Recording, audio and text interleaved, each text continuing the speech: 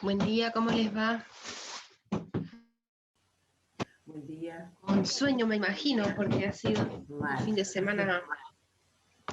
semana largo, qué fiaca, ¿no? Tremendo.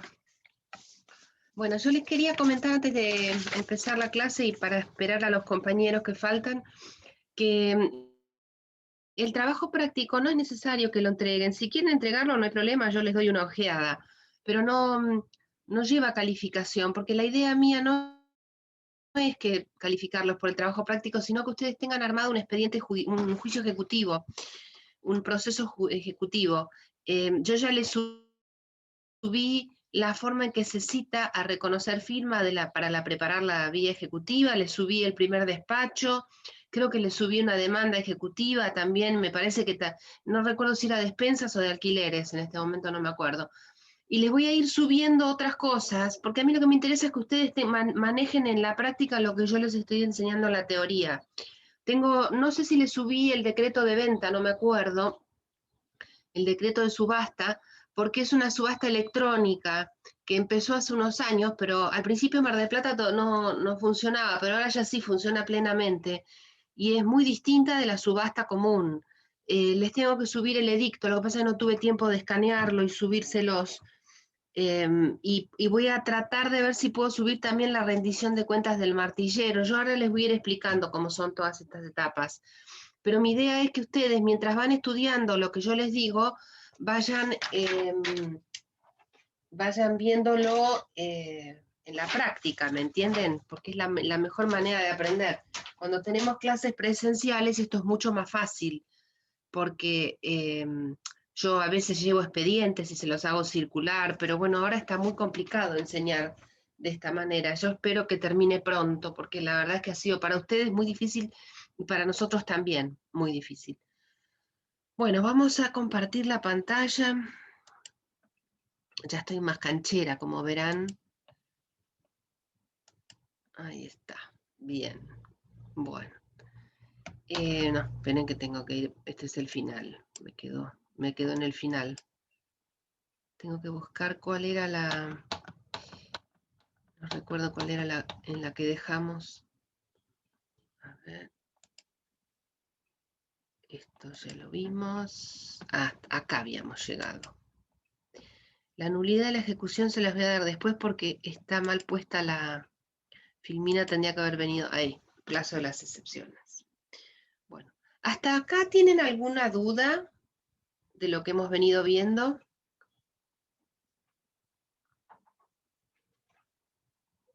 Yo he contestado varias dudas por el correo electrónico. Bien, ya la semana pasada dijimos que frente a la demanda ejecutiva, cómo se defiende el ejecutado a través de la oposición de excepciones. ¿Se acuerdan? Dijimos cuáles eran las excepciones, no se puede interponer cualquier cosa, tienen que ser las excepciones que están previstas expresamente por la ley, no otras que son las de 542. Las analizamos una por una, o sea que hoy no vamos a volver sobre ese tema, pero lo que yo no les dije es cómo se interponen. Ustedes van a recibir el mandamiento o su cliente va a recibir el mandamiento de intimación de pago y de allí, a partir del día siguiente, empiezan a correr el plazo de los 5 días que tiene, 5 días hábiles para oponer excepciones. El plazo al igual que los plazos de los juicios de conocimiento, se amplía en razón de la distancia. El ejecutado, este mandamiento, que también se los voy a subir, no sé si no se lo subí ya, contiene el apercibimiento de constituir domicilio. El ejecutado tiene que constituir domicilio dentro del radio del juzgado, porque si no se le va a hacer efectivo el apercibimiento del 41 y todas las demás notificaciones, incluida la sentencia, todas las demás notificaciones, incluida la sentencia, se le va a notificar por nota. En el fuero federal se modificó y la sentencia igual se notifica por cédula, pero en provincia no.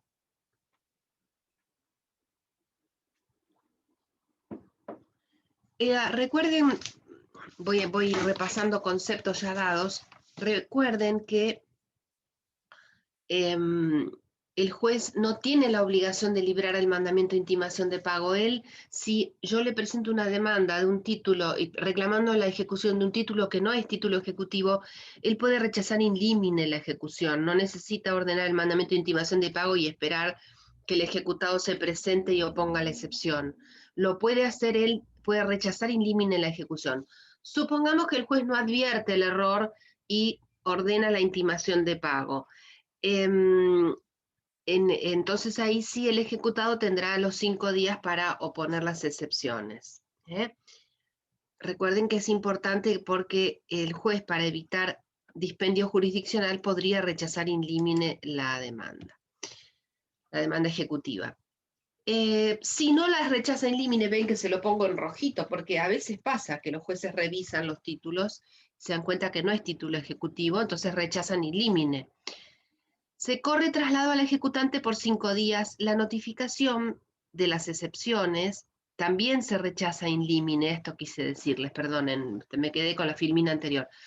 Puede ser que el ejecutado presente una excepción que es un disparate o que no está dentro de las contempladas por el código. El juez la puede rechazar in limine también, así como rechaza in limine la demanda, rechaza in limine las excepciones que son absolutamente infundadas.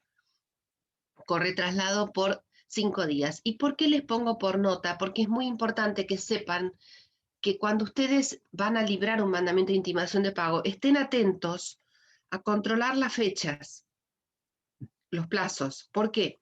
Porque las excepciones se notifican por nota, con lo cual ustedes cuando sacaron el mandamiento calculen cuándo va a quedar intimado de pago y de ahí calculen los 5 días que tiene para oponer excepciones y calculen el tiempo que va a demorar el juzgado en proveerlas, pero me refiero, no se queden dormidos cuando sacan el mandamiento de intimación de pago, porque si el demandado, el ejecutado se les presenta y les opone excepciones, de esas excepciones se les va a correr traslado al ejecutante por 5 días y por nota.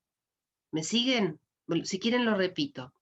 La intimación de ustedes cuando dejan el mandamiento de intimación o cuando lo mandan electrónicamente, empiecen a calcular los plazos, el plazo que el juzgado tarda en mandarlo a la oficina, el plazo que va a tener el oficial de justicia para intimar de pago y el plazo que va a tener el ejecutado para oponer las excepciones.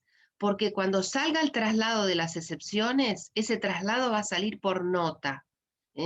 Así como yo siempre les digo a los estudiantes, cuando esté un proceso de conocimiento o cualquier proceso abierto a prueba, vayan o controlen la MEB martes y viernes, porque todas las providencias de prueba se notifican por nota, son muy pocas las que son por cédula.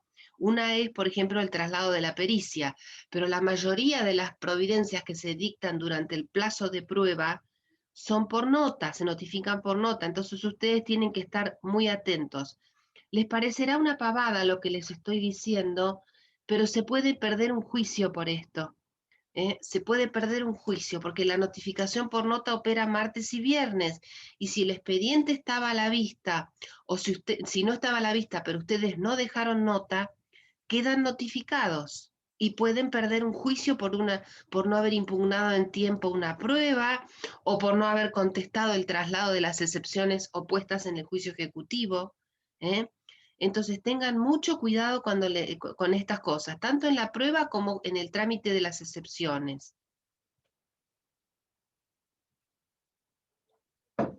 Como también en el traslado del memorial, que también va por nota. Hay cosas que son actos trascendentales del proceso que se notifican por nota. Y si ustedes no están atentos al trámite del expediente, pueden perder el derecho y pueden hacer perder el derecho a su cliente. Entonces, tienen que estar muy atentos, chicos, con estas cosas. Lo mismo con los plazos. Los plazos son importantísimos que los tengan en la cabeza. Porque si ustedes se equivocan en un proceso de conocimiento y oponen, mejor dicho, no oponen las excepciones dentro del plazo que las tienen que oponer, pierden la oportunidad. Entonces, es muy importante que sepan los plazos. La mayoría de los plazos son de 5 días, no es el número, sino el momento a partir del cual empieza a correr, lo que es importante. Entonces, volviendo a lo que estábamos hablando, cuando viene el ejecutado y opone excepciones, si el juez no las rechaza in limine, se corre traslado al ejecutante y este traslado se notifica por nota. Puede pasar que el ejecutado se avive y no espere los 5 días para oponer las excepciones, sino que las oponga antes. En ese caso, el traslado de las excepciones se notifica por cédula, porque es un acto cumplido antes del plazo. ¿A qué me refiero? No si la opone en el día 2, no, si lo opone antes, si por ejemplo, aunque en realidad el juez las va a tener presentes, no va a correr el traslado, pero puede ser que les pase. Como el mandamiento de intimación de pago es un trámite irrenunciable, la lógica es que el ejecutado se entere cuando le llega el mandamiento y ahí le empieza a correr el plazo. Pero supongamos que es un ejecutado vivo que vio que salió el mandamiento y todavía no le llegó, porque tarda unos días en diligenciarse, y opone las excepciones antes.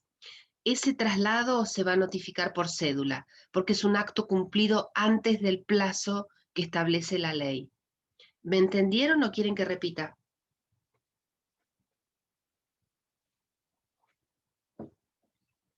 Bueno, menos mal, porque estas cosas son importantes y a veces no sé si les llega bien.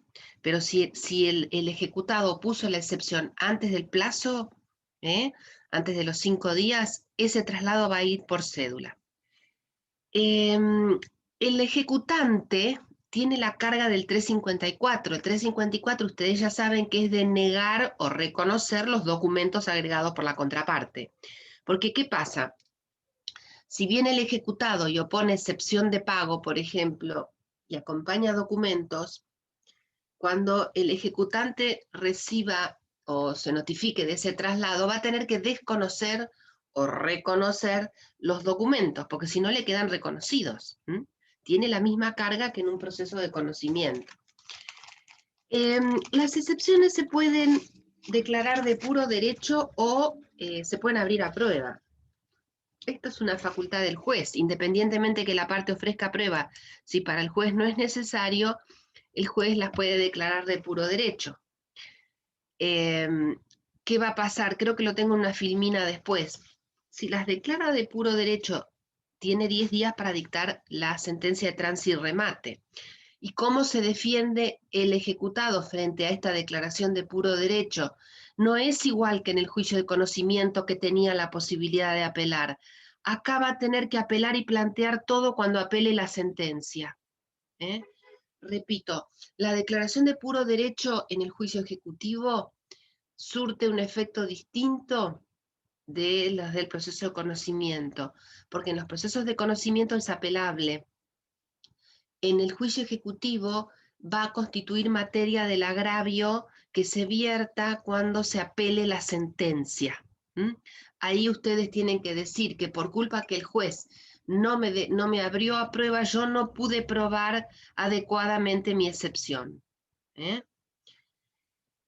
En el proceso ejecutivo no se admiten hechos nuevos ni tampoco plazo extraordinario de prueba. Son contadas las excepciones en las que el juez ha admitido el plazo extraordinario de prueba. En principio no se lo permite. La apertura a prueba obviamente es inapelable, esto es igual que en el proceso de conocimiento. ¿Qué pasa si me rechazan una prueba? ¿Puedo replantearla? Y en principio el replanteo no está previsto. Tendrán que ponerlo en el recurso contra la sentencia. Esto lamentablemente es así. ¿Por qué es así? Porque el replanteo de prueba procede en los procesos de conocimiento, porque está el 255, ¿se acuerdan que ustedes ya a esta altura lo deben haber visto? El 255 es ese artículo que contempla todo lo que uno puede hacer en segunda instancia. Y entre las cosas que puede hacer en segunda instancia está el replanteo de la prueba que fue denegada o declarada negligente. Pero todo esto no pasa en el juicio ejecutivo, porque el juicio ejecutivo es un juicio más, perdón, más rápido. Con lo cual, el replanteo, si bien no procede como replanteo, tendrán ustedes que, cuando apelen la sentencia, decir, el juez no me rechazó esta prueba que era importantísima. Y tal vez la Cámara, si les hace lugar y revoca la sentencia, pueda ir a primera instancia y no al mismo juzgado, porque ya hay sentencia, irá al que le sigue en orden de turno, y producir esa prueba.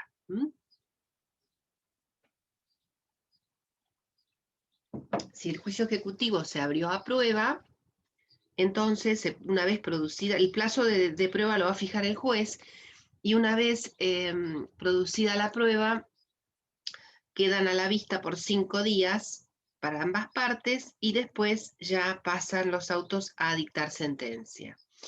En realidad, doctora, esta que vista no, es por... a ver, que Sí, no decime. pude interpretar bien eso, porque no es para juicio de conocimiento posterior, ¿no es cierto? El replanteo de la prueba, o sea, lo que me fue denegada. Es otra cosa. No, estamos hablando de los procesos no, nada que ver. Estamos hablando de los procesos de conocimiento en general. No es del juicio ordinario posterior, va a tramitar como un proceso de conocimiento. Va a tramitar igual. Le van a dar el trámite que corresponda, ordinario sumario. Pero no, es para los... yo quise hacer la diferencia entre proceso ejecutivo y procesos de conocimiento. No sé, si dije Ah, ordinario, perdonen, es para los procesos de conocimiento. Porque está. acuérdense que los procesos de conocimiento que vimos cuando estudiamos en la primera parte, vimos que procedía el replanteo, que proceden los hechos nuevos, que procede el plazo extraordinario de prueba. Todo eso no camina en el juicio ejecutivo, porque es un juicio más rápido. Entonces, si a ustedes les pasa que les rechazaron una prueba o se las declararon negligente, como no la pueden replantear, lo que van a tener que hacer es meterlo en el agravio contra la sentencia. Eso es Ah, nomás. bien, perfecto. Bien, a ver. Buena la pregunta porque podían confundirse, ¿no? Tampoco están admitidos todos los medios de prueba. Acá lo tengo. En principio se admiten todos los medios de prueba, excepto hay algunas excepciones en las que no están admitidos todos los medios de prueba, que son aquellas que tienen que estar documentadas, como el pago, la quita, la espera, la remisión, la compensación. La litispendencia tienen que acompañar el testimonio. Esto ya ustedes lo saben, la novación también, la transacción también. O sea que en realidad están admitidos todos los medios de prueba en la falsedad, en la inhabilidad de título, en la incompetencia, pero en todas aquellas en las que haya que acompañar documentación, si no acompañan la documentación, la excepción no les va a dar, porque lo único que se puede ofrecer es la prueba documental. ¿Y quién tiene la carga de la prueba? Acá ustedes cuando sean profesionales van a ver que siempre se habla de la inversión de la carga probatoria en el juicio ejecutivo. En realidad, eh, ¿por qué se habla de la inversión de la carga del juicio ejecutivo? Porque en los procesos de conocimiento comunes, quien alega, en definitiva, es quien tiene que probar. Acá, el que tiene que probar en las excepciones es el ejecutado. Por más que el ejecutante diga, esto es título ejecutivo, si viene el ejecutado y se presenta y dice, no es título ejecutivo, el que tiene que probar es el ejecutado, no el que afirmó que es el ejecutante. Repito, en los procesos de conocimiento comunes, quien alega un hecho lo tiene que probar, ¿no es cierto? En el juicio ejecutivo, el ejecutante puede alegar que el título que acompaña es un título completo que contiene una obligación de dar suma de dinero, líquida o fácilmente liquidable, y viene el ejecutado y dice no, porque le falta esto, esto y esto.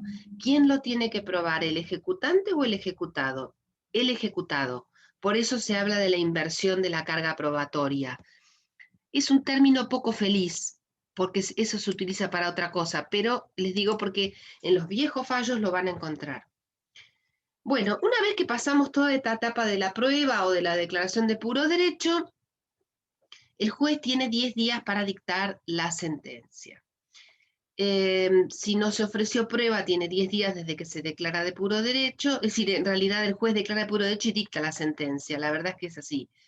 Y dentro de los 10 días. Y si no, una vez que terminó si se abrieron la prueba, una vez que terminaron ese plazo de 5 días que queda a la vista el expediente, ahí dictará la sentencia. Bien. La sentencia no es como las sentencias de los procesos de conocimiento que tenían considerandos, resultandos, parte dispositiva. Tiene otro formato. Yo si no se lo subí, se las voy a subir, porque no recuerdo las cosas que les subí. pero es una sentencia mucho más sencilla, con un contenido mucho más escueto, que en definitiva se reduce a esto que les puse acá. O rechaza la ejecución, si rechaza la ejecución es porque hizo lugar a las excepciones o porque se dio cuenta que el título no era ejecutivo y lo rechazó él mismo, indímine, digamos. Pero sí, porque el juez puede hacer el análisis cuando tiene la demanda, cuando le presentan la demanda o en el momento de la sentencia. Si no se avivó en el inicio, puede, aunque no hayan excepciones, igual puede rechazar la ejecución. Si él advierte en ese momento que el título era un título inhábil, él puede rechazar la ejecución, aunque el ejecutado no se haya presentado nunca. Esta es una facultad que tienen los jueces en los procesos ejecutivos. En los demás procesos, también el juez puede no hacer lugar a la demanda, aunque el demandado no se haya presentado. Por ejemplo, cuando es de objeto improponible, ¿se acuerdan? Que tenía la facultad de rechazarlo in limine, pero nada quita que si se ha sustanciado un proceso de conocimiento en el que el demandado no se presentó y cuando llega el momento del dictado de la sentencia, el juez se da cuenta que lo que están pidiendo es algo inmoral, él puede rechazar. Puede rechazar aunque el demandado no se presente.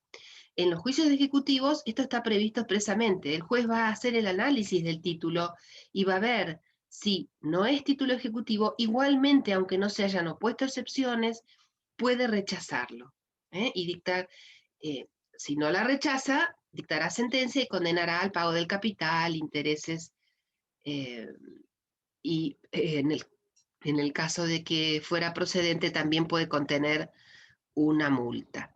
Acá les puse que no está bien separado, no fija plazo, porque la sentencia de tránsito y remate, a diferencia de lo que puede ocurrir con las sentencias de juicio de conocimiento, en las sentencias de tránsito y remate no se fija plazo de cumplimiento. ¿Por qué? Porque viene todo un procedimiento posterior para el cumplimiento.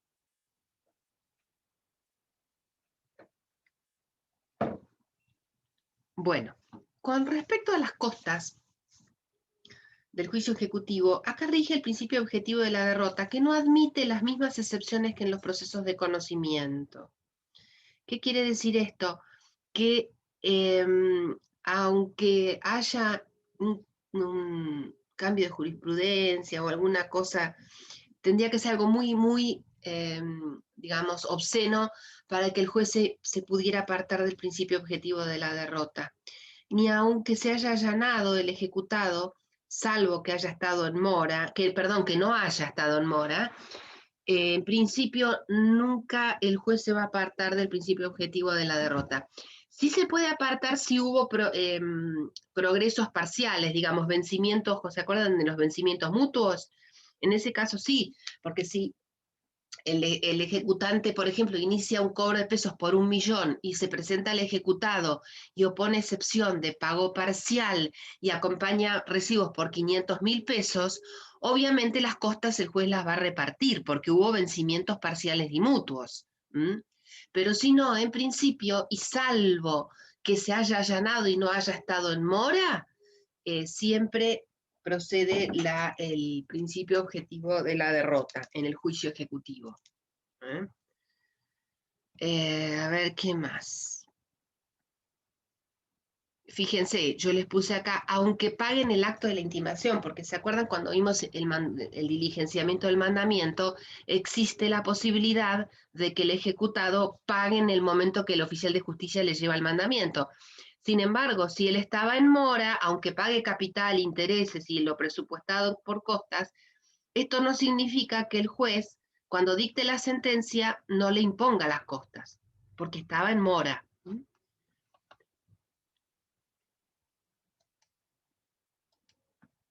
Bien, puede pasar que el ejecutado cometa actos dentro del proceso que son encuadrados en la conducta temeraria y maliciosa, dicen el código y los jueces. ¿Cuándo se da una conducta temeraria o maliciosa? Cuando se litiga sin razón, cuando se obstruye con la interposición de excepciones o de otro tipo de articulaciones totalmente infundadas, improcedentes, que uno se da cuenta que lo único que está haciendo el ejecutado es tratando de demorar injustificadamente el expediente. En todos estos casos es posible interponer, pedir perdón, o el juez de oficio, una multa que va a ir al peculio del ejecutante. Esta es una de las multas que va a favor de la contraparte. En provincia es del 3 al 10, en nación es del 5 al 30 el monto de la multa. Esta multa integra parte de la condena. También integra parte de la condena, ¿se acuerdan cuando preparaban la vía ejecutiva? Si el ejecutado desconocía la firma y después se probaba que la firma era de él, ahí también se puede aplicar una multa. Esa multa se acumula con esta. Bien.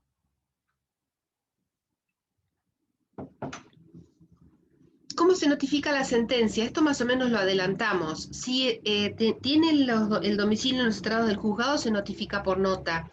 Por supuesto que si constituyó domicilio, se le va a notificar por cédula. Con las sentencias de procesos de conocimiento, la notificación se hace al domicilio electrónico, pero también se hace al real de la parte. En el caso del juicio ejecutivo se hace al domicilio electrónico, no se manda al domicilio real de la parte.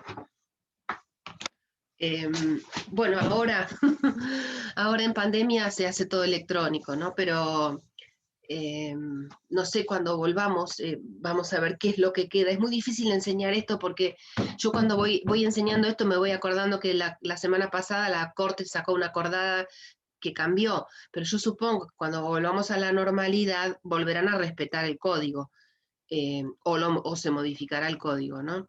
Pero bueno, en principio se notifica electrónicamente ahora. Y por supuesto, si hubo designación de defensor oficial, se le va a enviar el expediente para que se notifique dentro de los 2 días. Bien. Acá tengo que hacer un alto porque no sé si viene después, pero por si acaso se los voy a aclarar. Perdón. En la primera etapa del juicio ejecutivo, hasta la sentencia, digamos, en realidad son 2 etapas, pero bueno, desde la demanda hasta la sentencia, todos los recursos que se interpongan se van a conceder en efecto diferido. Y ustedes a esta altura ya deben saber lo que es el efecto diferido. Todos los planteos recursivos que se hagan durante este periodo hasta la sentencia de tránsito y remate se conceden en efecto diferido. Esto lo dice la ley y yo calculo que lo puse en alguna filmina. Ahora, esta filmina se refiere no a eso, sino a los recursos contra la sentencia. Y dice el 552, dice que solo van a ser apelable la sentencia en 3 casos. Yo siempre les enseño a los estudiantes una regla, porque cuando yo les pregunto cuándo es apelable la sentencia, se bloquean. No sé por qué, pero todos se bloquean. Tengan en la cabeza la palabra excepciones. Si ustedes se acuerdan de excepciones, se van a acordar de este artículo. Porque fíjense, los 3 supuestos. Primero, cuando me las rechazaron in limine. Hicieron lugar a la ejecución y me rechazaron in limine. El juez me dijo, ni siquiera corrió traslado, me la rechazó in limine. Después, perdonen, pero porque no me da tiempo de desayunar antes. Cuando las excepciones tramitaron de puro derecho, ¿se acuerdan que yo les dije? El juez dijo, acá no hay que abrir a prueba, yo voy a dictar sentencia. Declaro la cuestión de puro derecho y dicto sentencia. Y cuando se hubiera producido prueba, también, porque a lo mejor el juez no valoró, adecuadamente esa prueba. Entonces, ojo, no basta solo haberla ofrecido, porque si la ofrecieron y declararon de puro derecho, tengo el inciso 2. Pero si yo la ofrecí y no la produje por negligencia mía, obviamente me embromé. Pero Si se produjo la prueba y así todo el juez no la valoró adecuadamente, el ejecutado podría, o al revés, el ejecutante se la valoró mal y le rechazó la ejecución, el ejecutante puede apelar la sentencia. El Código de Nación tiene muchas diferencias en juicio ejecutivo. Yo no los quiero abrumar con las diferencias porque los mareo. Cuando son clases presenciales yo las digo, pero cuando son por Zoom, que no les puedo ver las caras y no me doy cuenta si entendieron o no entendieron, les digo las que son las más importantes. En este caso, el Código de Nación admite que cuando en el juicio ejecutivo se ha introducido una cuestión, y ahora les voy a dar un ejemplo, que no es propia del juicio ejecutivo, que no es propia del juicio ejecutivo, en ese caso se admite la apelación. El caso fue el corralito y la especificación, el caso emblemático. Han habido muchos otros casos y hay casos como por ejemplo cuando se apela la tasa de interés, porque me están aplicando una tasa usuraria, entonces yo puedo apelar y la verdad es que los jueces conceden la apelación. Pero el caso emblemático fue el caso de la especificación, cuando nosotros teníamos demandas en dólares y como salieron todas esas leyes de emergencia, me especificaron el crédito. Entonces todos tuvimos que apelar e ir a Cámara para que nos dolarizaran nuevamente las deudas, que por suerte la Cámara lo hizo, porque no es lo mismo una deuda especificada que una deuda en dólares, porque la conversión que se hace cuando uno promueve la demanda es al solo efecto de la promoción de la demanda y del pago de la tasa de justicia, pero la deuda sigue quedando en dólares y yo pido la sentencia en dólares.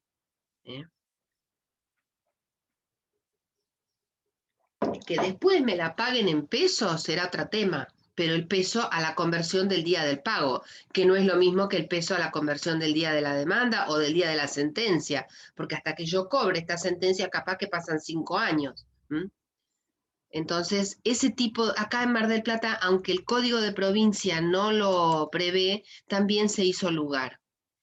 Por eso uno enseña el derecho, pero la jurisprudencia a veces cambia el derecho, muchas veces para hacer justicia, ¿no?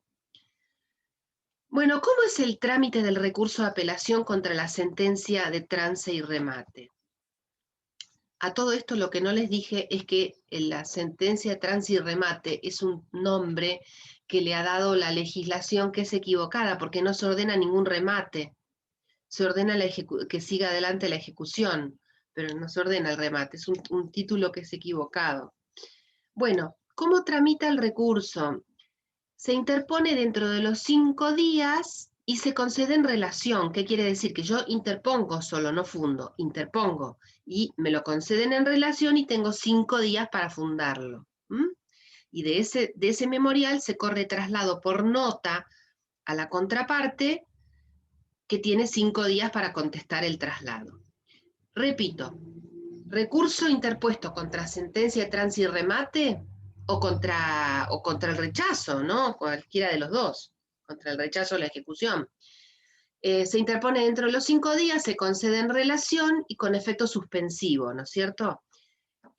¿Cómo es el trámite del recurso concedido en relación? Se concede, se da 5 días para que se funde, para que se presente el memorial en primera instancia, y se corre traslado por 5 días que se notifica por nota para que el ejecutado, o el ejecutante, la contraparte, conteste el memorial.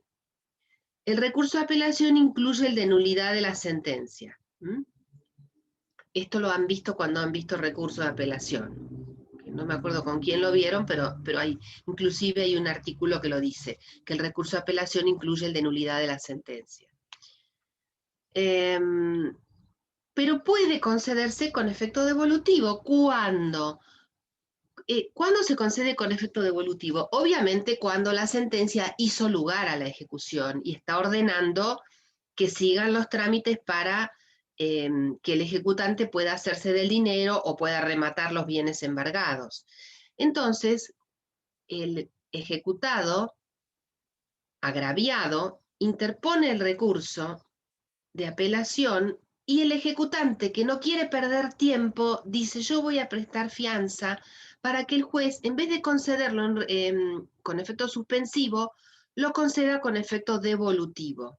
Ustedes ya a esta altura saben lo que es el efecto devolutivo. El efecto devolutivo es aquel efecto que hace que la sentencia se siga cumpliendo o se cumpla, digamos, sin perjuicio del resultado del expediente en cámara. Esto calculo que a esta altura ya lo saben. Para que esto proceda, ¿qué tiene que hacer el ejecutante? Dentro de los 5 días de concedido el recurso, que se ha concedido en relación y con efecto suspensivo, tiene que pedirle al juez que lo conceda en efecto devolutivo y tiene que ofrecer fianza, no prestar. El código tiene un error acá. ¿Por qué? Porque el monto y la modalidad de la fianza lo va a fijar el juez. No es que yo me presento y deposito el dinero en fianza. No, yo me presento y ofrezco fianza para que el recurso se conceda en efecto devolutivo. El juez me dice, está bien, deposítame 1 millón de pesos o dame a embargo un inmueble o lo que sea. Y ahí yo tengo 5 días para cumplir con la fianza. Si yo dentro de los 5 días no cumplo con la fianza, el recurso va a ser concedido con efecto suspensivo. Entonces, si el ejecutante presta fianza, el recurso contra la sentencia puede concederse en efecto devolutivo. Debe prestar fianza dentro de 5 días de fijada, ¿ven? Si presta fianza, se remite. ¿Cómo es el trámite? Ustedes saben que los recursos que se conceden en efecto devolutivo, si es contra la sentencia, ¿qué es lo que va a pasar? En primera instancia va a quedar un expedientillo formado con las copias necesarias para poder seguir con la ejecución. Y el expediente principal se manda a la Cámara. Cuando es contra una resolución interlocutoria es al revés. El expediente queda en primera instancia y lo que se manda es el expedientillo. Pero como estamos viendo, juicio ejecutivo, que es el único caso de juicio ejecutivo en el que se concede en efecto devolutivo es contra la sentencia, lo que va a la Cámara es el expediente. En primera instancia lo que queda es el testimonio, las copias certificadas de las piezas necesarias. Bueno, ¿cómo opera la fianza? El ejecutante, ya les dije, tiene que ofrecer, el juez la fija, la deposita, y esta fianza puede llegar a hacerse extensiva al resultado del ordinario posterior que interponga el ejecutado, pero lo tiene que pedir el ejecutado y además tiene que haber opuesto excepciones. Esto ya creo que lo vimos la semana pasada, me parece. Tengo que recordar de volver a la nulidad de la ejecución, pues me la pasé. ¿Cómo se cancela la fianza? Bueno, esto lo dice el código, no recuerdo el artículo. No, en este momento no me acuerdo el número del artículo, pero la fianza queda cancelada de 2 maneras. Si el ejecutado no promueve el ordinario posterior dentro de los 30 días, esto lo vimos la semana pasada, dentro de los 30 días de haber sido otorgada, él tiene que interponer el proceso de conocimiento posterior. O si promovió el juicio ordinario posterior, pero la sentencia quedó confirmada. En ese caso se cancela. Ya van a ver que hay otra fianza también. A ver, déjenme ver qué sigue acá. Bueno, vamos a ver esto y después voy a volver para arriba para ver la nulidad de la ejecución. Esto se los dije antes. Todas las apelaciones de la primera etapa del juicio ejecutivo hasta la sentencia se conceden en efecto diferido. ¿Qué quiere decir en efecto diferido? Que cuando yo apele la sentencia, en este caso en particular, porque como no tenemos el artículo 255, en este caso en particular, estas apelaciones las vamos a tener que fundar cuando interpongamos el recurso, no cuando presentemos el memorial, sino cuando interpongamos el recurso de apelación contra la sentencia. Es una cosa muy especial, es un trámite especial que solo pasa en el juicio ejecutivo. Porque la lógica sería fundarlas cuando se presenta el memorial, y no es así, porque el código dice que las apelaciones concedidas en efecto diferido se fundan cuando se presenta el recurso.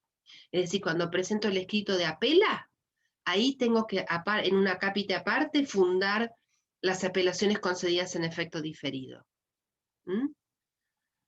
Bien, esta norma rige para ambas partes, esto ya lo dijimos.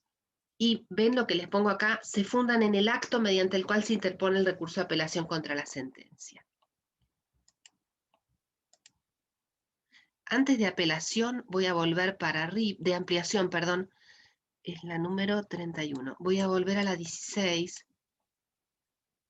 porque, pero esperen que la estoy buscando,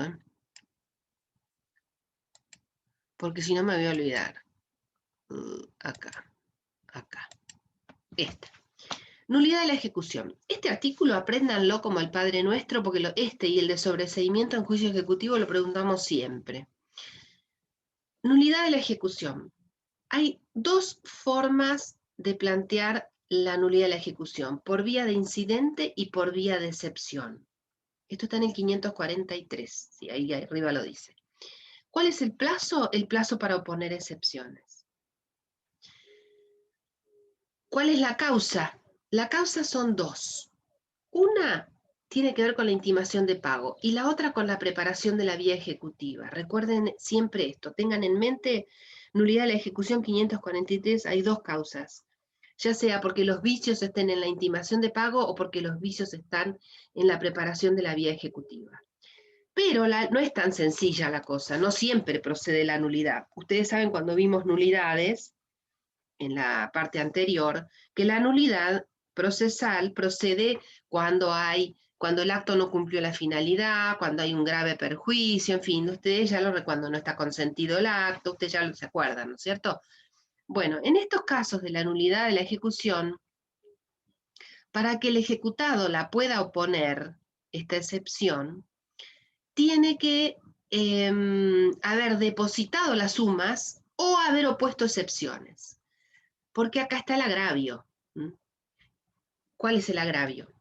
Si yo no deposito las sumas que están en el mandamiento de intimación de pago, los intereses me siguen corriendo. Entonces el agravio es más grande para el ejecutado. Por eso él plantea el vicio, pero tiene que depositar las sumas. Porque si no deposita las sumas, es como que no está reconociendo que hay un agravio. ¿Y cuál es el agravio? Y que se siguen devengando intereses. Y lo mismo si opone excepciones. La nulidad por la nulidad misma no camina. El otro supuesto es el de incumplimiento de las normas de la preparación de la vía ejecutiva. Puede haber incumplido alguna, puede no haber mandado la citación en forma correcta o lo que fuere, o no se le tomó la audiencia para reconocimiento de firma, o lo que fuere, algún vicio en el acto. Pero tiene que desconocer la obligación o el carácter de locatario o el cumplimiento de la condición o me está faltando uno, o negar la firma. Desconocimiento de obligación, negativa de firma, carácter de locatario o cumplimiento de la condición. Si no, no hay agravio, no hay nulidad. Yo les puse acá nulidad por incidente porque también puede pasar que en otros actos sucesivos del juicio ejecutivo haya algún vicio y se puede plantear la nulidad. Supongamos, por ejemplo, que se omitió correr traslado de la liquidación. Tal vez no es el caso más feliz porque se puede volver, pero supongamos, para no complicarles la vida, o se omitió algún acto trascendental para la subasta. Bueno, en esos casos también procede la nulidad, pero no es la nulidad de toda la ejecución, es la nulidad de ese acto. Esa va por vía de incidente, solo por vía de incidente. La otra puede ir de las dos maneras. Esto es lo que ya habíamos visto. Entonces yo ahora tengo que volver para adelante. No sé por qué me quedó mal la filmina, me debo haber confundido o a lo mejor está en el programa, sí. Bueno, ampliación de la ejecución. Esto se trata de aquellas obligaciones de tracto sucesivo o periódicas, ejemplo alquileres, ejemplo expensas, que la obligación en realidad es la misma. Lo que va pasando es que van venciendo distintos periodos de la misma obligación. Entonces, yo antes de pedirle al juez que dicte sentencia, amplío la ejecución por los periodos que se devengaron entre la promoción de la demanda y antes de la sentencia. Esta es la ampliación anterior, dice el código, ampliación anterior. Es importante ampliarla porque después, si me tragué los periodos, hay jueces que les hacen lugar, pero hay otros que no. Entonces, ustedes siempre, antes de dictar sentencia, cuando tengan este tipo de procesos, amplíen la ejecución. Aunque tengan que pagar la tasa de justicia y la sobretasa, amplíen la ejecución, porque les puede pasar que el juez les diga después que no. La ampliación no retrotrae los procedimientos. ¿Cómo se hace en provincia? Porque en capital es distinto. En provincia se le manda una cédula al ejecutado corriéndole traslado de la ampliación de la ejecución. ¿Y qué puede hacer el ejecutado? Y el ejecutado puede poner determinadas excepciones. No podrá plantear falsedad ni ejecución porque eso ya está tratado en el inicio, pero sí puede oponer la de pago o la de prescripción, por ejemplo. Determinadas excepciones las va a poder oponer, otras no. También está la posibilidad de ampliar con posterioridad a la sentencia. Aquella era la ampliación anterior, esta es la ampliación posterior a la sentencia. Siempre tiene que tratarse de periodos de la misma obligación. Yo les dije que en Nación es distinto porque en Nación se permite la intimación de pago y un pequeño periodo de defensas que no está previsto en nuestro código. Igual, esto tómenlo con pinzas porque a veces los jueces en ciertas ocasiones hacen lugar a otras excepciones. Pero en realidad lo que dice el código es que se lo intima al deudor a que exhiba los recibos o documentos que acrediten la extinción de la obligación. En provincia es así. Y con la ampliación posterior pasa lo mismo, pidiendo, miren, acá lo puse, pidiendo al deudor que exhiba los recibos. Pero como uno tiene que enseñar lo que dice el código, no me puedo salir. Bueno, esto es más o menos lo que les dije. ¿Qué pasa si los recibos son desconocidos? Y bueno, tendrá el ejecutado que probarlo a través de la pericia caligráfica, que la firma pertenece al acreedor, ¿no? Bien, cumplimiento de la sentencia. Esta es la etapa de cumplimiento de la sentencia que vimos cuando hablamos de la división de las etapas del juicio ejecutivo. Esta es la etapa, aunque parezca mentira, más larga y más compleja. Siempre uno piensa que la etapa de las excepciones es la más complicada y yo les aseguro que en la realidad argentina la más compleja es esta, es la del cumplimiento de la sentencia y es larguísima además. Lo que sí tenemos que tener presente es que tenemos que tener trabado el embargo. Si no tenemos trabado el embargo, no podemos ejecutar la sentencia. Por supuesto que si hay un depósito en dinero, el dinero queda embargado, y si no serán bienes muebles registrables o bienes muebles comunes o inmuebles, pero traba de embargo tenemos que tener. En materia de recursos, el 591 establece que todas las resoluciones que se dicten durante esta etapa son inapelables. Esto también lo tienen que tomar con pinzas. El Código de Nación fue más inteligente en esto y prevé un montón de supuestos en los que son apelables. Por ejemplo, cuando, por ejemplo, lo mismo que les dije antes, se introduce una cuestión que escapa al ámbito común u ordinario del juicio ejecutivo, o, por ejemplo, cuando hay algún tema de vigencia del mandato, o sea, una cuestión de personería, o cuando hay cuestiones que después no se van a poder tratar en el ordinario posterior. En fin, el 591, que no me acuerdo si es el 591, del Código de Nación, prevé un montón de supuestos en los que se le permite al ejecutado apelar. En el Código de Provincia no se modificó, entonces en principio es todo inapelable, pero no es tan así, porque las liquidaciones, por ejemplo, las impugnaciones de liquidaciones son apelables, las nulidades de subasta son apelables, con lo cual es relativo, ¿vieron? Es relativo. ¿Cuáles son las modalidades de la ejecución del cumplimiento de la sentencia? Bueno, si son sumas de dinero que están depositadas, una vez que está la sentencia firme, el ejecutante practica liquidación, se corre traslado, queda firme la liquidación y el juez respetando el orden de los privilegios, porque puede ser que se haya presentado un acreedor preferente, pero supongamos que no lo hay, ordena el pago. Esta es la más fácil y la más rápida. Y ustedes me dicen, pero ¿cuándo hay sumas de dinero? No, no se crean. En los casos, por ejemplo, de tarjeta de crédito o de préstamos, muchas veces se embarga el sueldo del ejecutado. Entonces, todos los meses el empleador deposita en el juicio ejecutivo la parte que le embargó. Y entonces, cuando ustedes van a practicar liquidación, a lo mejor tienen una suma interesante que pueden cobrar. ¿Me siguen? No es el caso del depósito del ejecutado solamente. En general no es así, son sumas de dinero o que le descubrimos en un banco que tenía depositado el ejecutado, o que le trabamos embargo sobre los sueldos en el porcentaje que la ley permite. Entonces esas sumas están depositadas a la orden del juzgado. Yo practico liquidación y una vez que queda todo firme y que no hay alguien que reclame un mejor derecho, el juez ordenará el pago al acreedor. La resolución que aprueba, ven, esta es un caso de apelación, la resolución que aprueba la liquidación es apelable. El ejecutado la puede apelar.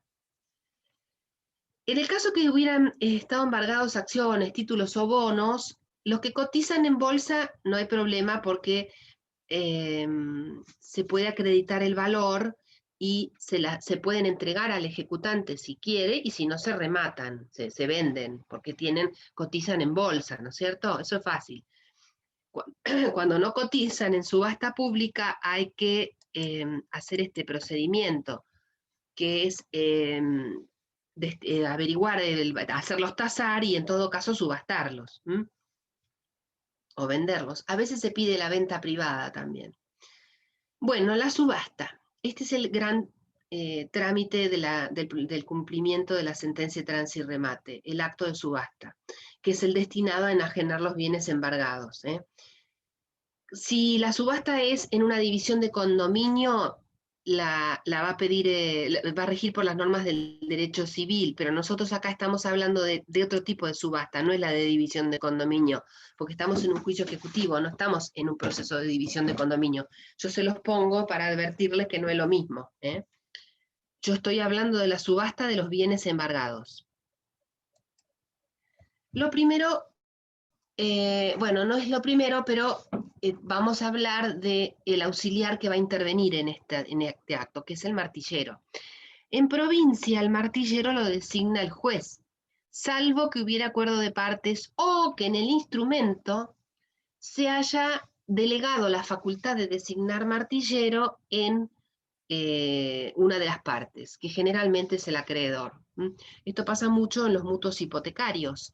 En los mutuos hipotecarios se reserva el derecho, el acreedor hipotecario, de designar martillero. Si no hay acuerdo de partes o no está designado previamente, lo va a designar el juez. Acepta el cargo dentro de los 3 días de notificado, su función es indelegable, aunque si lo hace otro martillero al que él le delegó, no es nula la subasta. Esto ya lo dije en la jurisprudencia, que la subasta no es nula. Y de hecho se hace muchísimo. En principio no está prevista la recusación salvo que hayan causas graves. Este es el auxiliar que va a intervenir en la subasta. ¿Cuáles son las reglas comunes a las subastas? ¿Por qué le pongo a las subastas? Porque puede haber cosas muebles subastadas o inmuebles. Pero hay reglas que son comunes a todos. La publicidad, hay que publicar, si se trata de cosas muebles, por 2 días, en el boletín oficial y en el diario de circulación del lugar. Se trata de bienes muebles. Si se trata de bienes inmuebles, por 3 días. Existe lo que se llama la propaganda adicional, que esta la va a hacer el martillero. El martillero está facultado a hacer otro tipo de publicidad, que generalmente son reparticiones de boletos, ¿cómo se dice?, de folletos, en algunos lugares, ese tipo de publicidad, porque la publicidad en diarios es muy cara. El tema es que no puede exceder el 2% de la base. Ya vamos a ver cómo se establece la base. Cuando se trata de bienes muebles de escaso valor, se admite la publicación de edicto solo en el boletín oficial, e inclusive se ha admitido la publicación en la tablilla del juzgado, que ya no existen esas cosas, pero en los juzgados hay como pizarrones donde se pegan novedades. Bueno, cuando los bienes son de muy escaso valor, se puede pedir que se publique solo ahí. ¿Qué tiene que contener el edicto de subasta? Bueno, la cosa a subastar, las condiciones de venta, es decir, que voy a tener que pagar una seña del porcentaje que establezca el juez, que generalmente es el 10%, la base por la cual sale a remate la cosa, que ya vamos a ir viendo que es distinta en cosa mueble que en cosa inmueble. Pero en principio en todos los edictos tiene que tener la base, las condiciones de venta, qué es lo que se remata, el estado de ocupación, el horario de visita, que lo va a fijar el martillero, para ir a ver las cosas, la obligación de depositar la seña y la comisión del martillero.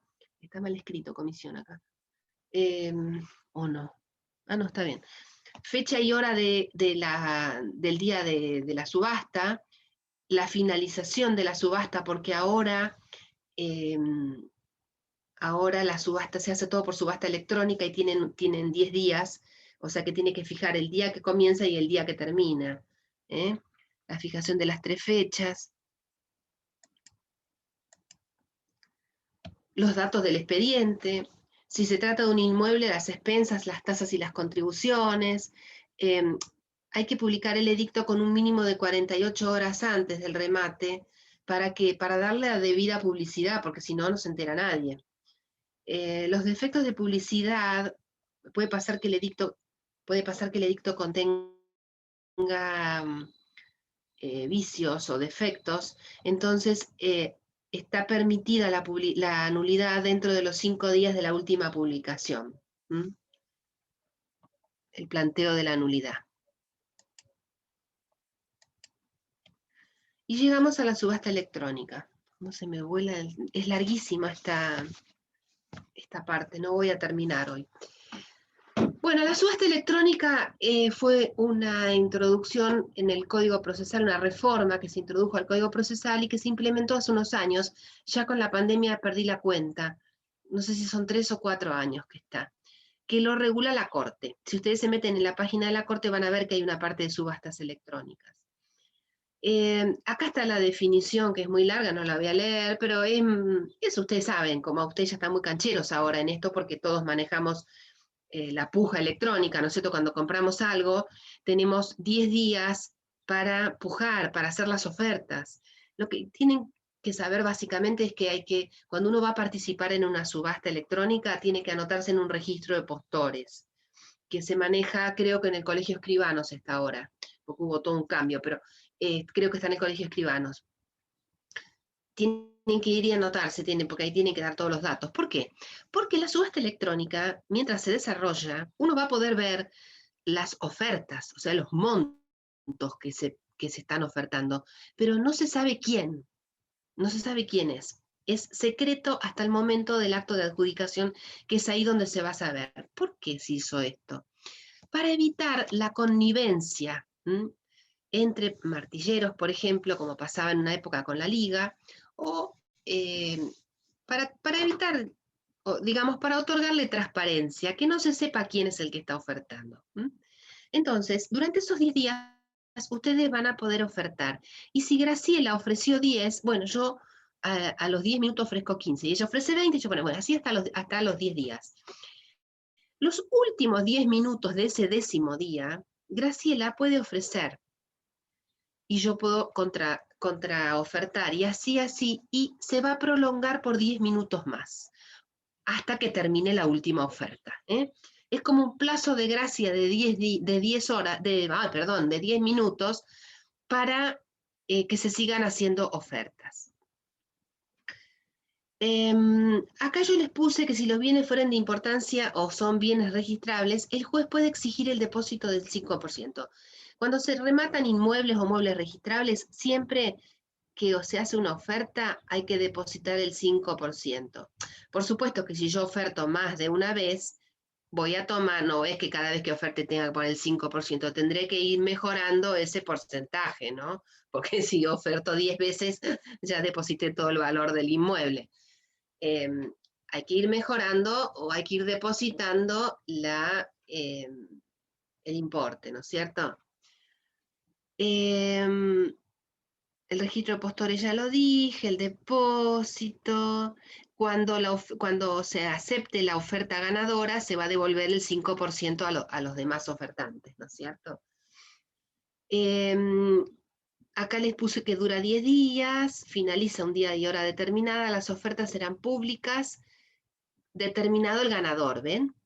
Mientras se desarrolla el acto del remate, son ¿cómo es que se dice? Secretas. ¿M? Y se comunica automáticamente cuando se tiene el ganador. Y por supuesto se van a publicar. Yo les subí o les voy a subir un decreto de remate donde todo esto lo van a ver más claro. ¿Qué pasa si yo gano la subasta y intimado a pagar el saldo de precio, no lo hago? Bueno, me van a declarar postor remiso. Tienen que saber que, esto lo van a ver cuando veamos en particular la subasta de inmuebles, cuando ustedes hacen la oferta, aparte del 5%, tienen que depositar la seña. Si son ganadores, si resultan ganadores, tienen que depositar la seña. Si no lo hacen o no depositan el saldo de precios, se los va a declarar postores remisos. Y se va a tener que volver a realizar una nueva subasta. Si hubiere más de un postor y se ha declarado postor remiso al primero, al que ganó, si hubo varias ofertas que superan el 95% de la oferta ganadora, se le va a poder llamar a ese ofertante y decirle, miren, Graciela no integró el saldo de precio o no depositó la seña. Se hizo la loca y no depositó las señas. Bueno, en ese caso, me pueden preguntar a mí y decir, sí, a mí me interesa. Entonces yo ahí hago el depósito y, bueno, después de aprobado el remate, me intimarán al pago del saldo de precio y ahí quedaré como adjudicataria. Ven que se invita al segundo postor. Y si no la acepta, se sigue así. Tienen que ser ofertas superiores al 95%. Pero si no hubiere ofertas superiores al 95% y hay acuerdo entre las partes, entre ejecutante y ejecutado, se puede seguir llamando a los que ofertaron menos de 95. Por supuesto que tiene que estar depositado, ven que dice, y no hubiera retirado el depósito del 5%. No se asusten porque tan exigentes con este tema no vamos a hacer porque tiene 1000 aristas, pero sí sepan el contenido de los edictos, sepan que tienen que depositar el 5%, se trata de bienes muebles registrables o inmuebles, esas cosas tienen que saber. ¿Qué va a pasar con el postor remiso? Y bueno, va a tener que responder por todos los perjuicios que ocasionó, y sobre todo si se llama una nueva subasta va a tener que pagar todos los gastos del anterior. Y la comisión del martillero, en fin, esto es más que obvio, ¿no? Todos los gastos tiene que pagar. Para el cobro se va a seguir el proceso de la ejecución de sentencia. Y por supuesto que van acá a ver sobre las sumas que depositó, van a quedar embargadas a las resultas de este proceso. ¿Qué es la subasta progresiva? Esto se da muy pocas veces, pero puede ser que sea una deuda muy importante en la que yo tuve que embargar varios bienes inmuebles. En ese caso se van a fijar fechas sucesivas. ¿Por qué? Porque si en el primer remate se obtiene el monto suficiente para cobrar la deuda, no hace falta rematar los otros bienes. Por eso se suspenden. Igual en alguna filmina está lo que más me interesa. Debe estar después. Preferencia del remate. Puede pasar que un inmueble, por ejemplo, esté embargado en más de un expediente. Esto pasa muy seguido, que el deudor tenía muchas deudas y en todos los juicios le embargaron el mismo inmueble porque es el único que tenía. Bueno, ¿dónde se va a llevar el remate a cabo? En el expediente que esté más avanzado. Con prescindencia, les puse acá, de la preferencia que pudiera tener el acreedor. ¿Qué quiere decir? Que si yo estoy llevando a cabo una ejecución hipotecaria, ¿no? Y a la vez hay una ejecución de un ejecutivo común, de un título de crédito firmado por el mismo deudor, y este que no tiene preferencia, está más avanzado, el remate se va a realizar en este. No es que porque yo tengo hipoteca me van a tener que esperar a que yo termine mi juicio y que remate. No, se va a rematar en el que esté más avanzado. Ahora, en el que esté más avanzado no quiere decir que va a cobrar primero el acreedor, no, porque si hay un hipotecario, este hipotecario se va a presentar acá y va a cobrar primero. Para eso está el famoso orden de los privilegios. Por eso, cuando se embarga un bien, si es un inmueble, se piden informes al registro de la propiedad inmueble para ver si el inmueble está embargado en más de un juzgado, porque hay que comunicárselo a los jueces embargantes, para que le avisen al acreedor que está embargado en otros juicios y que se va a rematar. Esto lo vamos a ver ahora. Y se trata de muebles, cuando se va a hacer la intimación de pago en la casa del deudor, el oficial de justicia le va a decir, dígame señor, ¿usted tiene otros embargos sobre estos muebles? ¿Por qué? Porque cuando se vayan a llevar a remate, tienen que citarse a esos embargantes. Y si hay un embargante que es acreedor sobre el 100%, también ese tiene preferencia. Bueno, se ve que voy siguiendo el orden de los artículos porque no encuentro lo que les quiero explicar. ¿Qué es la compra en comisión? Esto pasaba antes, yo creo que ahora ya, no sé, yo no he visto casos, pero antes pasaba que compraban los de la famosa liga y todos compraban en comisión. Entonces, como era un negocio para unos pocos y se dejaba fuera al resto del mercado, salió este artículo 582 que obliga al comprador a denunciar su comitente, o sea, aquel para quien compró, en un escrito dentro del plazo para depositar el saldo de precios. Si no lo hace, va a quedar como adjudicatario él. Y tiene que constituir domicilio, ¿no? Yo creo que esto de la compra en comisión, yo no he tenido ningún caso, pero puede pasar que alguien compre en comisión y el artículo sigue vigente. Pero ahora que todo es más transparente, que cualquiera puede comprar y que no sufre las presiones que se sufrían en los remates con la liga, creo que ya no tiene mucho sentido esta figura. Bueno, ¿qué pasa si fracasa la primera subasta? Bueno, esto en el decreto de remate ustedes van a ver que salen las fechas de los remates. Se va a llamar a una segunda subasta con una reducción de la base en un 25% y si fracasa el segundo remate, el tercero sale sin base. Si el remate se anula o fracasa por culpa del martillero, obviamente, perdón, sin culpa del martillero, el juez es el que le va a fijar cuál es la retribución que le corresponde. Cuando hay algún vicio en la subasta, es posible alegarla, pero tenemos un plazo que es muy interesante. El plazo es dentro de los 5 días de realizada la subasta, no de que el martillero rinde cuentas, es de realizada la subasta.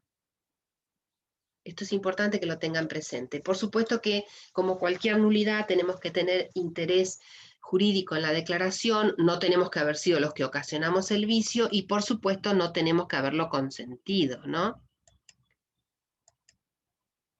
Se formula dentro de los 5 días de realizado el remate, se sustancia, obviamente, ¿con quién? Con el adquirente, en primer lugar, porque es el más interesado, con el martillero y con las partes. Se notifica por cédula o personalmente y es apelable por todas las partes intervinientes. También puede ser rechazado in limine. Muchas veces son nulidades articuladas por el propio ejecutado, que son nada más que para dilatar el expediente. Bueno, efectos de la nulidad. Si es declarada por motivos no imputables al adquirente, o sea, el adquirente no tuvo la culpa, se le debe devolver la suma abonada en concepto de comisión y de seña. Y el martillero podrá reclamar su comisión, obviamente. Acá está. Esto es lo que más me importa que sepan. Las reglas particulares para la subasta de bienes muebles y después vemos las de inmuebles, porque esto es otra cosa que se pregunta mucho. Los bienes muebles salen sin base y al contado. Los remates de bienes muebles salen sin base y al contado. Se rigen por la subasta electrónica, se comunica a los embargantes e inhibientes, por eso es importante que cuando se intima de pago y se embarga, se lo intime al deudor a que diga si están embargados los muebles en dónde. Con los muebles registrables no hay problema porque pedimos un informe de dominio al registro, entonces ahí nos van a salir quiénes son los embargantes. Además, cuando los muebles registrables son de algún valor, salen con base, se puede pedir que salgan con base. Comunicación, también hay que comunicar si hay prendas, si los muebles tienen prenda, también hay que comunicárselo para que se presenten. Y en el caso de los inmuebles, a los hipotecarios también. Se debe individualizar el nombre y domicilio de los acreedores, monto del crédito, en caso de que tuvieran embargos, la carátula, porque lo que les acabo de decir es para poder citarlos. Se puede ordenar el secuestro, el martillero puede pedir el secuestro de las cosas para poder exhibirlas adecuadamente, porque a veces el deudor es renuente a dejar entrar en su casa a las personas interesadas. Entonces el martillero puede pedir el secuestro de las cosas muebles y la entrega para la exhibición. Otras veces no hay problema y los deudores permiten. Acá tienen. Cuando se trata de muebles registrables, hay que pedir informes sobre las condiciones de dominio y gravámenes. El decreto de venta hay que notificarlo, se perfecciona la venta una vez que se aprueba la rendición de cuentas que hace el martillero y se abona el saldo de precio. El juez notifica al martillero a la persona adjudicada y el martillero es quien entrega los bienes. Así se hace, antes era diferente. Ahora se hace así, es el martillero el que entrega los bienes. Porque el martillero no sabe, hasta que no se adjudica el bien, no sabe quién es el ganador. Él tampoco lo sabe, porque es secreto.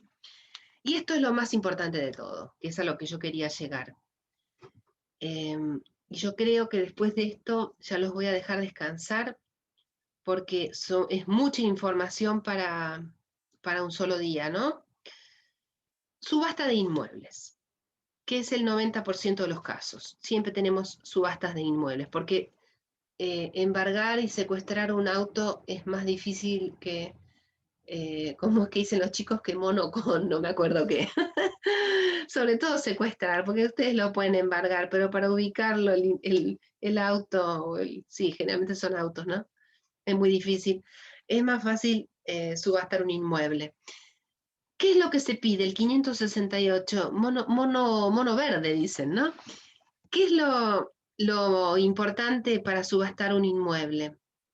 Cumplir con las diligencias del 568. Ustedes tienen que pedir informes al registro de la propiedad inmueble, bueno, lo puse después, de dominio y de inhibición. Tienen que pedir certificados de anotaciones personales, se llama, y de dominio, porque ahí les va a surgir primero quién es el titular del inmueble, no vaya a ser que le rematen a un inmueble mal embargado, ¿no? Esa es la primera. Van a saber si realmente lo que embargaron era o no era de su deudor. Y además para saber si tiene otros embargos o tiene gravámenes reales, porque a todos esos acreedores ustedes les tienen que comunicar que van a subastar el inmueble, porque ellos se tienen que presentar en el expediente y en el momento del cobro tienen que decir, acá estoy yo tengo preferencia. Entonces, lo más importante es el informe de dominio e inhibición. También tienen que presentar, que lo tienen que pedir a las distintas entidades, los informes de deudas, tasas y contribuciones, tasas, impuestos y contribuciones, perdón, porque eso tiene que estar en el contenido del edicto. Porque si bien el que compra va a comprar limpito hasta la posesión, tiene que saber las deudas que tiene el inmueble, porque esas deudas después va a haber que levantarlas. Si es un inmueble sujeto a propiedad horizontal, tienen que pedir la deuda por expensas. El código dice que dentro de los 3 días del auto de subasta, del decreto de subasta, el ejecutado tiene que presentar el título de propiedad. La realidad es que esto lo pedimos siempre antes. Primero para saber si es el dueño del inmueble y para saber en qué condiciones también, porque puede ser que tenga una hipoteca o que tenga algún vicio el título. y entonces resulta que nosotros gastamos un montón de plata en los edictos, porque son carísimos, y nos damos cuenta que el deudor no era el deudor. En general, esto surge cuando nosotros trabamos embargo. Cuando nosotros trabamos el embargo, en general surge. Pero puede pasar que no, puede pasar que les manden la planchuela al registro con la última hojita donde está trabado el embargo y nada más. Y ahora el registro funciona bien y no traba embargo si no es el titular. Pero hubo épocas en que trababan embargo que era un desastre. Entonces, para evitar esto, ¿qué hacemos nosotros? Intimamos al deudor a que acompañe el título antes del remate, aunque el código diga lo contrario. En Nación esto se modificó y es uno de los requisitos o una de las diligencias previas. En provincia no, pero hay que hacerlo. Y que tampoco lo dice el código, el mandamiento de constatación del estado de ocupación, porque yo les dije a ustedes que en el edicto hay que poner el estado de ocupación, porque no es lo mismo comprar un inmueble ocupado que un inmueble desocupado. Entonces, el adquirente tiene que saber que el inmueble está ocupado o desocupado. Y eso se hace a través de un mandamiento de constatación, que tiene que ser previo al decreto de subasta. Porque en el decreto de subasta tiene que decir sale a la venta ocupado o desocupado. ¿Qué tiene que contener el decreto de remate? Primero, tiene que fijar la base. La base se fija en las 2/3 partes de la evaluación fiscal. ¿Cómo se obtiene la evaluación fiscal? A través de un trámite que ustedes tienen que hacer en Catastro de ARBA, que es muy sencillo. Tienen que acompañar la evaluación fiscal al expediente. Por eso también, aunque no lo diga el 568, ustedes, o sea, a lo mejor lo dice, yo no lo recuerdo, tienen que acompañar la evaluación fiscal. Si no hay evaluación, van a tener que hacer una tasación, y esta tasación se va a poner a la vista por 5 días para que la objete la contraparte. Y perdonen, que me está sonando el celular. La resolución es inapelable. En el decreto de remate se designa al martillero, se ordena la notificación a los acreedores embargantes e inhibientes. Y si ustedes quieren, lo cortamos acá y seguimos la semana que viene, porque es muy largo y la verdad que es muy denso.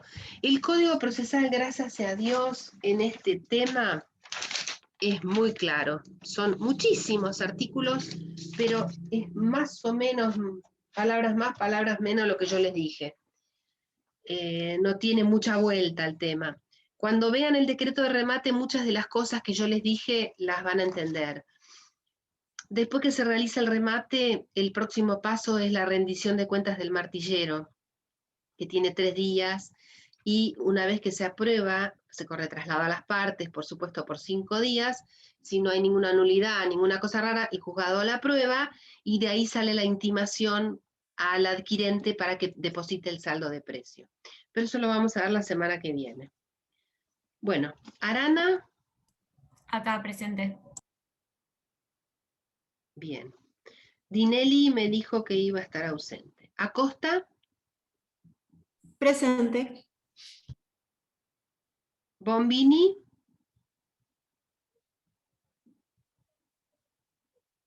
Bombini no está. Voy a dejar de compartir la pantalla, así gano más tiempo. Bien, Bombini no está. Coda.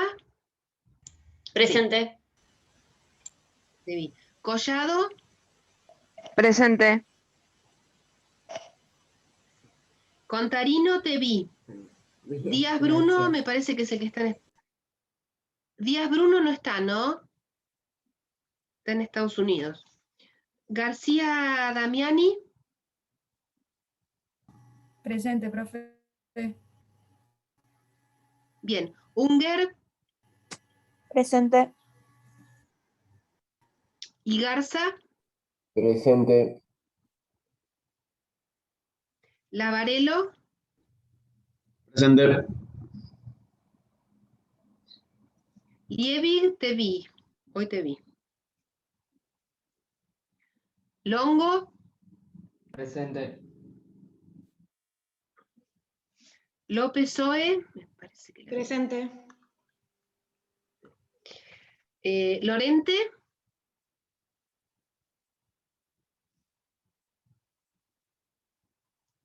¿No está Lorente? ¿Moyano?